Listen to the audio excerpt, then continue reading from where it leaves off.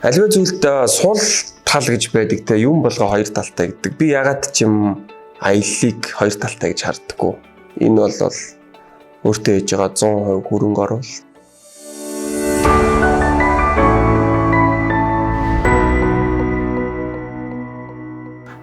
За намайг Хүрлээ үгийн сайн цэрэн гэдэг Airplane аялын компаниг 2017 онд үүсгэн байгуулсан аялал жуулчлалын салбарт 7 дахь жилдээ хүч үзэж яваа юм залуу байна.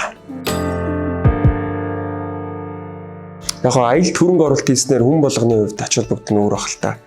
Гэхдээ миний хувьд жишээлбэл аялалд хөрөнгө оруулалт хийснээр миний амьдрал бол оронгороо иргэсэн. За тэгээд аялал бол одоо миний амьдралыг тэр чигт нь өөрчилсөн гэж хэлж болно. За өмнө нь аялал хийдэггүй байсан санж сүрнийг санжааг одоогийн байгаа санж сүрэнтэй харьцуулахад бол тэнгэр газар шиг гэж би хувьдаа өөрөө боддог. Тэгээд ертөнцийг харах үзлийг өөрчлөн. За тэгээд өөрийгөө хорвоод гэхээр хичнээн жижиг юм бэ гэдгийг мэдрэх болно.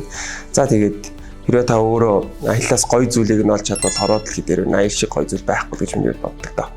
Аливаа зүйлд сул тал гэж байдаг те юм болго хоёр талтай гэдэг. Би ягаад ч юм аяллыг хоёр талтай гэж харддаггүй.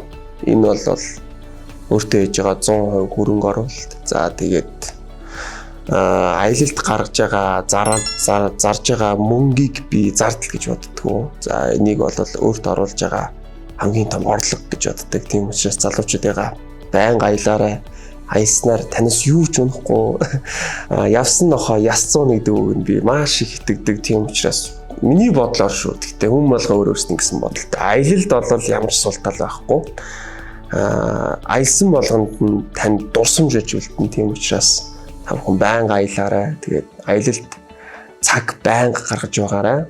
Тэгээд аялалд гаргаж байгаа зардыг битгий зардал гэж бодоорой гэж хүмүүстэлдэгтэй.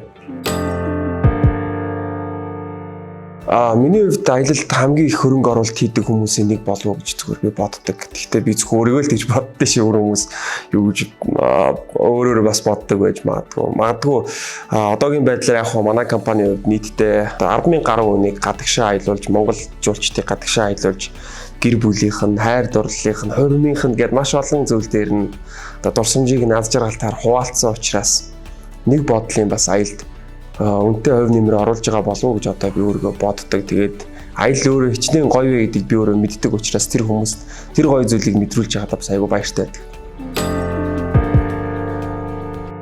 Ер нь бол аялалд маш олон төрлийн хүмүүс байдаг. За энийг жишээлбэл би өөрөө яагаад мэдэж байна гэхэлэр мэдээж хэрэг салбарт нь ажиллаж байгаа хүний зүгээр л очиод далайн хэрэг хараад байж ах хүсэлтэй хүмүүс байдаг. Зүгээр л буудалтай хөвтж яхаа жаргалтай хүмүүс байдаг. Зүгээр л эсвэл халуун уур амьсгалт ч юм уу, эсвэл тийм дулаан уур амьсгалт дуртай хүмүүс байдаг гэдэг.